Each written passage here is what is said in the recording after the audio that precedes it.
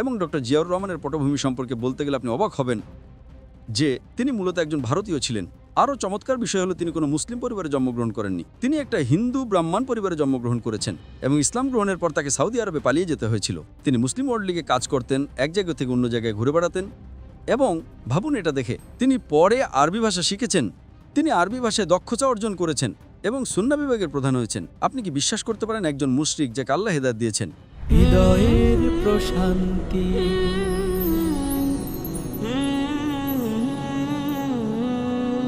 মাশাআল্লাহ, এই সংকলনটি ১২ খণ্ডের, যেখানে রাবি হাদিস বর্ণনাকারীদের নাম এবং আনুষাঙ্গিক সবকিছু দেওয়া আছে এবং বিস্তারিত বিবরণ। বিস্তারিত মানে হলো এটি কেন সহিহ, কেন এটি জয়ীফ, এই স্কলার কেন এটিকে জয়ীফ বলেছেন, প্রফেসর ডক্টর জিয়াউর রহমান আজমির রায় অনুযায়ী কেন এটি জয়ীফ। তিনি আমাকে জিজ্ঞাসা করেছিলেন কার অথরিটি বা প্রামাণিকতার উপর ভিত্তি করে আপনি ভিন্নমত পোষণ করতে পারেন।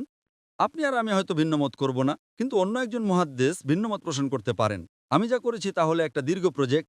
আমি ফলাফল পাওয়ার জন্য একটু বেশি আগ্রহী ছিলাম। আমি এমনকি জামিয়া আল ইমামের সুন্নাহ বিভাগের প্রধানকেও একই প্রজেক্টে একই সাথে করার জন্য বেছে নিয়েছিলাম এবং সেটি এখনও শেষ হয়নি। ইনশাআল্লাহ আমরা শীঘ্রই শেষ করব। প্রায় ৩ বছর আগে শুরু করেছিলাম, কিন্তু আমরা দ্রুতই শেষ করব, কারণ আমরা সহযোগী অধ্যাপকদের একটা দল মিলে কাজ করছি। এটা একটা টিম ওয়ার্ক। তার বিশ্লেষণ হয়তো কিছুটা ভিন্ন হতে পারে। ডক্টর আজমি বলেন, যদি সবগুলো নাও হয় তবে ৯৯% বেশি এখানে আছে। শাইখ ফালাতা, যিনি জামিয়াউল ইমামের সুন্নাহ বিভাগের প্রধান ছিলেন, তিনি বলেন, আমি কেবল কুতুবুস সিত্তা এবং অন্যান্য কিছু বই থেকে নেব যা তার মতে সহিহ হাদিসের ৮৫% ধারণ করবে। তাই তার সংস্করণটি কিছুটা ছোট হবে, সম্ভবত ৯৯% থাকতে পারে, আমি জানি না, তবে এর বেশিরভাগই সেখানে আছে। কিন্তু ডক্টর আজমি বলেন, আপনি যে হাদিসই উদ্ধৃত করেন না কেন তা সেখানে থাকবে, তবে সেখানে উল্লেখ থাকবে যে এই হাদিসটি সহিহ, এটা বুখারীতে আছে, এটা সেখানেও আছে এবং এটা এখানেও আছে। আমরা রেফারেন্স বা তথ্যসূত্র দিই। এটা কঠোর পরিশ্রমের কাজ। এটা এমন হবে না যে ১ বা ২টো বুখারীতে আছে, বরং সবগুলোই সেখানে থাকবে। এখন আপনি যদি এই খণ্ডটি পড়েন, ইনশাআল্লাহ, তিনি বলেন ৯৯%। আমি একটু সতর্ক থাকতে পছন্দ করি। আমি বলেছিলাম ৯৫%-এর বেশি। আমি নিরাপদে থাকতে পছন্দ করি, তাই বললাম অন্তত ৯৫% বা ৯৫%-এর বেশি। আর ৯৫%-এর বেশি মানে সেটা ৯৯%-কে কভার করে। তাই তারা বিতর্ক করছেন। আর আমি বলি যে আল জামিতে সহিহ হাদিসের ৯৫%-এরও বেশি হাদিস রয়েছে এবং তিনি তার বইটির নাম দিয়েছেন আল জামি আল কামিল, ১২ খণ্ডে। ইনশাআল্লাহ খুব শীঘ্রই সেটি বের হবে। তারপর তিনি যুক্তিতর্কগুলো বাদ দিয়ে শুধুমাত্র রাবীদের নাম উল্লেখ করে ৫ খণ্ডে এর একটা মুক্তাসার, সংক্ষিপ্ত সংস্করণ তৈরি করেছেন। মুক্তাসার মানে শুধু মূল বিষয়। তিনি সেখানে যুক্তিতর্কগুলো দিচ্ছেন না। তিনি পরিচিত জাইফ এবং মাউদু, জাল হাদিসগুলো দিচ্ছেন না, যেগুলো সহিহ হিসেবে ধরা হতো। তিনি শুধুমাত্র সহিহ হাদিসগুলোই দিচ্ছেন, যেখানে যুক্তিতর্ক ছাড়াই শুধু বর্ণনাটুকুই আছে। আমি তাকে বললাম, বাবা, এটাকে আরও সংক্ষিপ্ত করুন, ৫ খণ্ড। মানুষের তো আজকাল এখানে কোরআন পড়ারই সময় নেই। তাই তিনি রাবীদের বাদ দিয়ে এটাকে আরও সংক্ষিপ্ত করতে রাজি হলেন। আমি বললাম, রাবী ছাড়া তো আমি উদ্ধৃতি দিতে পারবো না। তখন তিনি বললেন, হ্যাঁ, একজন স্কলার হিসেবে আপনার জন্য সেটা ঠিক আছে। আমি তাকে বোঝালাম শেখ রাবী থাকা উচিত, তবে শুধু মোহাম্মদ সাল্লাল্লাহু আলাইহি ওয়াসাল্লামের কথার অংশটুকু, অথবা আপনি শুধু সাহাবার নাম উল্লেখ করতে পারেন। তাই অনেক আলোচনার পর তিনি রাজি হলেন যে তিনি বর্ণনাকারীদের তালিকার পরিবর্তে শুধু মূল বিষয়বস্তু দিয়ে ১ খণ্ডের একটা সংক্ষিপ্ত সংস্করণ তৈরি করবেন। সুতরাং তার মূল বইটিতে বর্ণনাকারীদের তালিকা আছে, যুক্তি আছে কেন এটি সহিহ, কেন সহিহ নয়, কোন স্কলার কি বলেছেন। এই ১২ খণ্ডে মুক্তাসারে কোনো যুক্তি নেই, শুধু বর্ণনা সহ সহিহ হাদিস রয়েছে। আমি তাকে বলেছিলাম এটাকে আরও সংক্ষিপ্ত করে ১ খণ্ডে তৈরি করেন, রাবী রাখারও দরকার নেই। তিনি বললেন, আপনি ঠিক বলেছেন, কিন্তু আমি বাস্তববাদী হতে চাই। তিনি বললেন, না না না, আমি এটা করতে পারবো না। আমি বললাম, কেন? এটা তো আর হারাম নয়। তাই তিনি শুধু মূল বিষয়বস্তু দিয়ে এটা তৈরি করতে আর সাথে রেফারেন্স বা তথ্যসূত্র লিখতে রাজি হলেন। আর ইনশাল্লাহ যখন সেটি বের হবে, হয়তো আরও ৬ মাস লাগবে, আমি জানি না, ইনশাআল্লাহ আমরা এটাকে প্রথমে ইংরেজিতে, তারপর উর্দুতে, তারপর বাংলায় এবং যত বেশি সম্ভব ভাষায় অনুবাদ করব, যাতে এটা দায়ী মানে ইসলাম প্রচারকদের জন্য বেশ উপকারী হয়। আপনি যদি এই আল জামি আল কামেল পড়েন, তাহলে বলতে পারবেন আমি ৯৯% সহিহ হাদিস পড়েছি, যা যথারীতি বেশ কঠিন। এরকম ভুল ধারণা করবেন না যে আমরা সব রেফারেন্স পড়েছি। আপনি হয়তো বলবেন যে জাকির বলেছে এর সবটাই তার প্রাইভেট লাইব্রেরি থেকে নেয়া, সেটা ভিন্ন বিষয়। আর এটা আমার লাইব্রেরির একটা ছোট্ট শতাংশ, একটা বিন্দু মাত্র। তবে এটা ভাববেন না যে হ্যাঁ, আমরা প্রয়োজনের সময় পড়ি। রেফারেন্সের জন্য বই থাকে। কিছু বই আমরা একবার পড়েছি, কিছু বই অনেকবার, কিছু বই ৫০%, কিছু বই ৫%, কিছু বই ১% প্রয়োজন অনুযায়ী। কিন্তু আমরা যদি ১৬৫০০ হাদিস পড়ি, সেটা সম্ভব।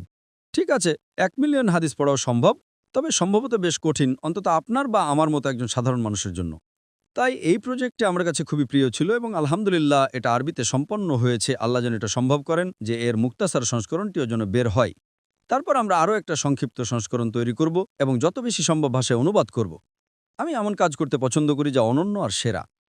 তাই আল্লাহ যে অনন্য প্রজেক্টগুলোতে আমাকে সমর্থন করার তৌফিক দিয়েছেন তার মধ্যে এটা একটা, এবং আমি এটার একটা সফট কপি দিয়ে মাউসুয়াকেও দিয়েছিলাম। আমি জ্ঞান ছড়িয়ে দিতে পছন্দ করি। যত বেশি মানুষ পড়বে তত বেশি মানুষ উপকৃত হবে। তাই এটা একটা নতুন বিষয় যা খুব কম মানুষই জানে। আমি এখন যে তথ্যটা আপনাদের দিলাম তা খুব কম মানুষই জানে। এটা প্রকাশিত হওয়ার পর আরও বেশি জনপ্রিয় হবে। এটা একেবারে নতুন, ওভেন থেকে বের হওয়া গরম খাবারের মতো। আর আমরা যখন কোরআন এবং সুন্নার কথা বলি তখন আমরা বলতে পারি ঠিক আছে, এই হলো সুন্না। যদি পুরোটাও না হয় আলহামদুলিল্লাহ ৯৫% তো আছে। স্কলারদের মধ্যে মতভেদ থাকতে পারে, মতভেদ তো থাকবেই, তাই অন্তত এমন কিছু একটা আছে। যদি পুরোটাও না হয় ঠিক আছে, কেউ বলবে ৯০%। আমি বললাম কোনো সমস্যা নেই, ৯০% তো আছে। তাই আপনি যে হাদিসে উদ্ধৃত করেন না কেন, যদি সেখানে থাকে তাহলে যাচাই করা সহজ। যদি সেখানে না থাকে তাহলে আমাদের কাছে কিছু রেফারেন্স আছে। ইমাম সানানি একটা ভালো কাজ করেছিলেন, এবং আলহামদুলিল্লাহ ডক্টর জিয়াউর রহমান এবং ডক্টর জিয়াউর রহমানের পটভূমি সম্পর্কে বলতে গেলে আপনি অবাক হবেন যে তিনি মূলত একজন ভারতীয় ছিলেন। আরও চমৎকার বিষয় হলো তিনি কোনো মুসলিম পরিবারে জন্মগ্রহণ করেননি। তিনি একটা হিন্দু ব্রাহ্মণ পরিবারে জন্মগ্রহণ করেছেন, এবং ইসলাম গ্রহণের পর তাকে সৌদি আরবে পালিয়ে যেতে হয়েছিল। তিনি মুসলিম ওয়ার্ল্ড লিগে কাজ করতেন, এক জায়গা থেকে অন্য জায়গায় ঘুরে বেড়াতেন। এবং ভাবুন এটা দেখে, তিনি পরে আরবি ভাষা শিখেছেন, তিনি আরবি ভাষায় দক্ষতা অর্জন করেছেন এবং সুন্নাহ বিভাগের প্রধান হয়েছেন। আপনি কি বিশ্বাস করতে পারেন একজন মুশরিক যাকে আল্লাহ হেদায়েত দিয়েছেন, তিনি একটা বই লিখেছেন গঙ্গা থেকে জমজম। গঙ্গা হিন্দুদের কাছে খুব পবিত্র নদী হিসেবে বিবেচিত হয়, গঙ্গা থেকে জমজম। এবং আরবিতে তিনি ২০টিরও বেশি বই লিখেছেন। তিনি একটা বই লিখেছেন এনসাইক্লোপিডিয়া অব দ্য কোরআন, যেটা খুবই চমৎকার। এটা এখানে নেই, আরবিতে লেখা, হিন্দিতে এবং অন্যান্য অনেক ভাষায় অনুবাদ করা হয়েছে। তিনি দারুণ কাজ করেছেন। আল্লাহ যেন ইনশাআল্লাহ তাকে পুরস্কৃত করেন, আল্লাহ যেন তার কাজগুলো কবুল করেন। এবং আল জামি আল কামিলের সংকলনে যে তিনি এই শেষ কাজটা করেছেন, আল্লাহ যেন তার থেকে প্রচুর কল্যাণ দান করেন ইনশাআল্লাহ। হাদিসের আরও কিছু বই বা সংকলন রয়েছে। সুন্নার উপর মিশকাত একটা খুব ভালো বই। তারপরে আপনার কাছে আছে বুলুগুল মারাম। বুলুগুল মারাম হলো হুকুম সংক্রান্ত হাদিসের একটা সংকলন। বিধিবিধান নিয়ে আলোচনা করে এমন সব হাদিস এতে আছে। আমার মনে হয় এই সংকলনে ১৩০০-র বেশি হাদিস আছে, তবে দুর্ভাগ্যজনকভাবে এতে কিছু জয়ীফ হাদিসও আছে।